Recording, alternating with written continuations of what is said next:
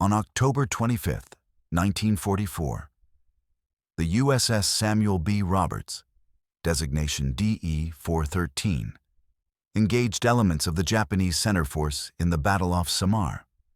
The Samuel B. Roberts was a John C. Butler-class destroyer escort. Displacement: 1,350 tons light, 1,745 tons full load. Length: 306 feet overall. Armament: 2 5-inch 38 caliber dual-purpose guns, 4 40mm anti-aircraft guns, 10 20mm guns, and 3 21-inch torpedo tubes. Maximum speed: 24 knots. Crew complement: 14 officers and 201 enlisted personnel.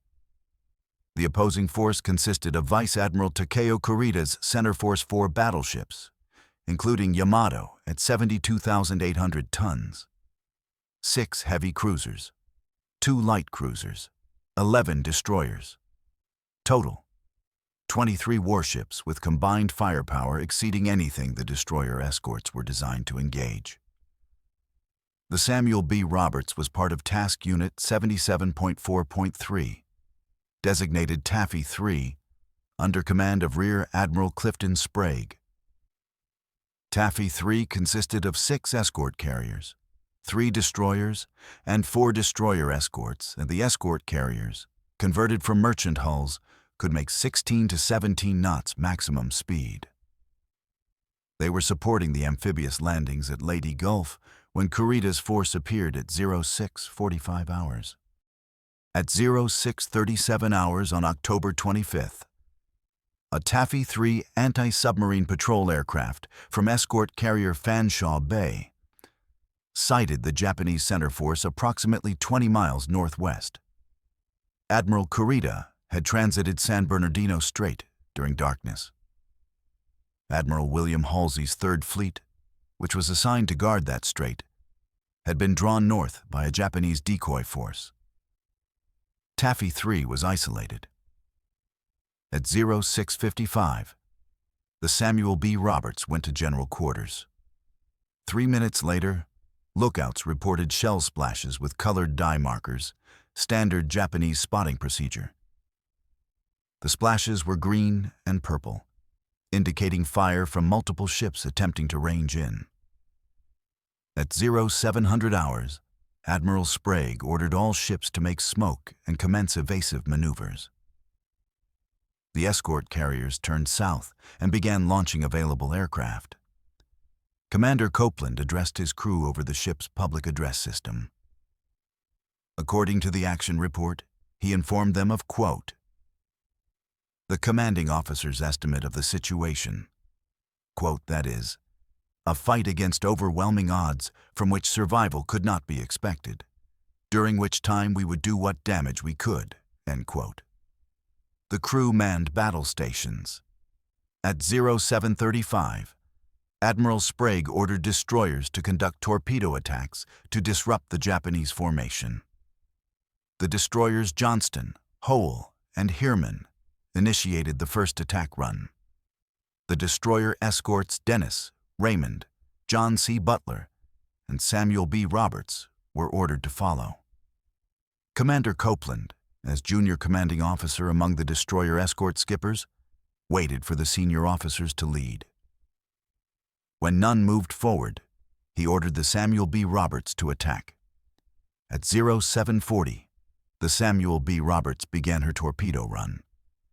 The ship was initially positioned to evade the destroyer Heermann.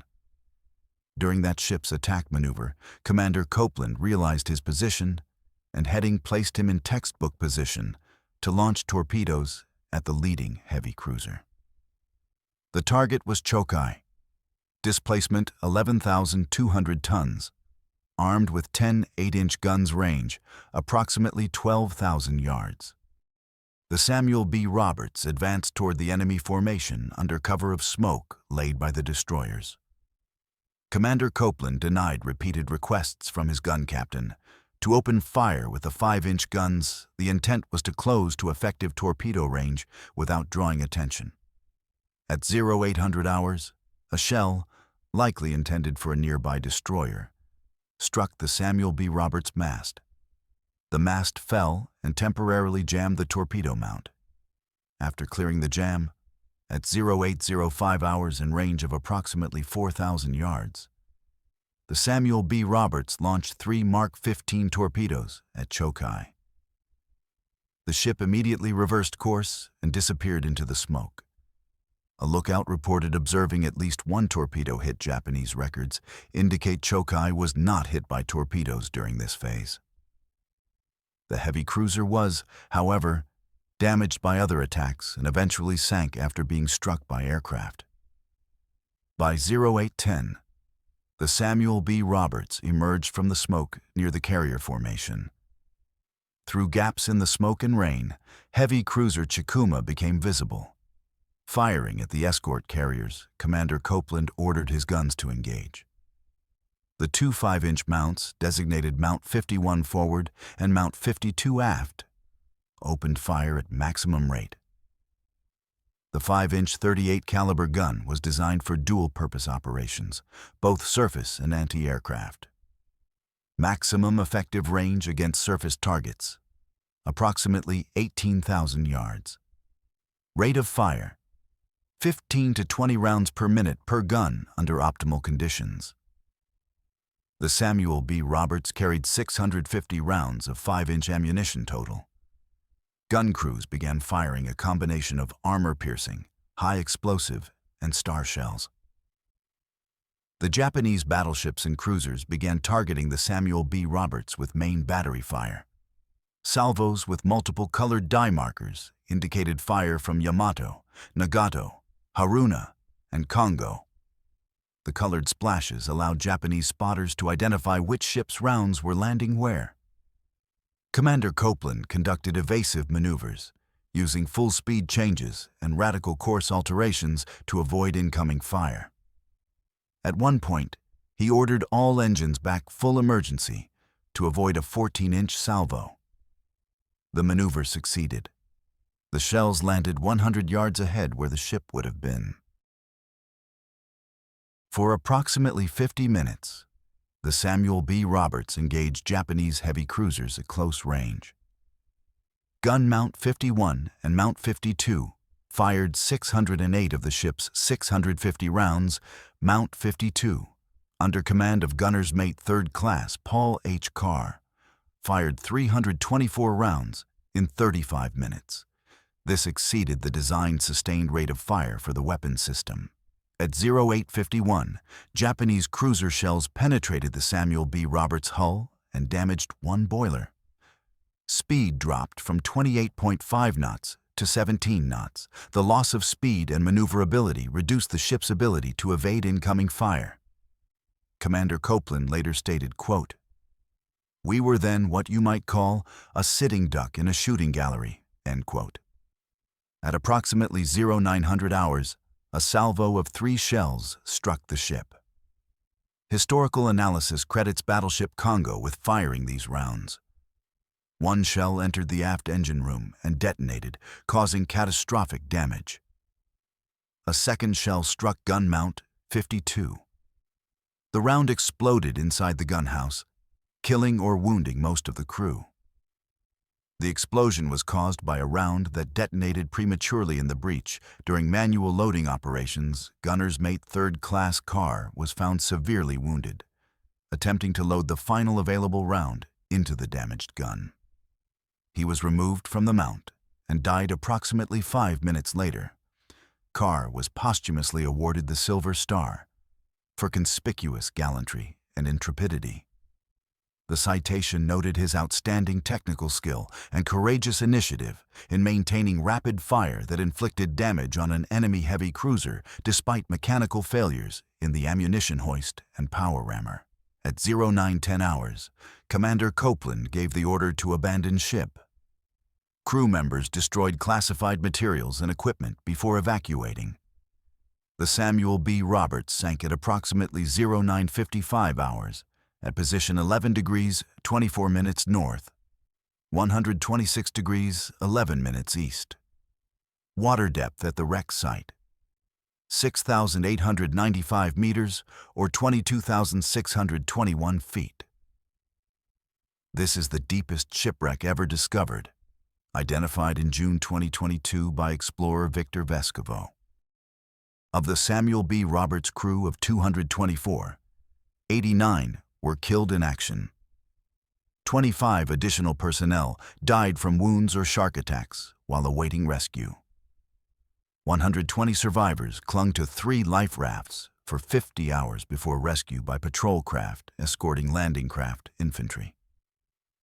Total casualties: 114 killed or died of wounds. Survival rate: 53.6%. The Samuel B. Roberts was awarded the Presidential Unit Citation for extraordinary heroism in action. The citation covered all units of Task Unit 77.4.3. The ship earned 1 battle star for World War II service. Commander Copeland received the Navy Cross for extraordinary heroism. The citation noted he closed to within 4,000 yards of a heavy cruiser to deliver a torpedo attack while under fire from large-caliber guns. 3 subsequent United States Navy ships have been named Samuel B. Roberts. The second Samuel B. Roberts, designation DD-823, was a Gearing-class destroyer commissioned in 1946. The third Samuel B. Roberts, designation FFG-58, was an Oliver Hazard Perry-class guided missile frigate commissioned in 1986. A frigate designated USS Copeland, FFG-25, was named for Commander Robert Copeland. A frigate designated USS Carr, FFG-52, was named for gunner's mate 3rd Class Paul Carr.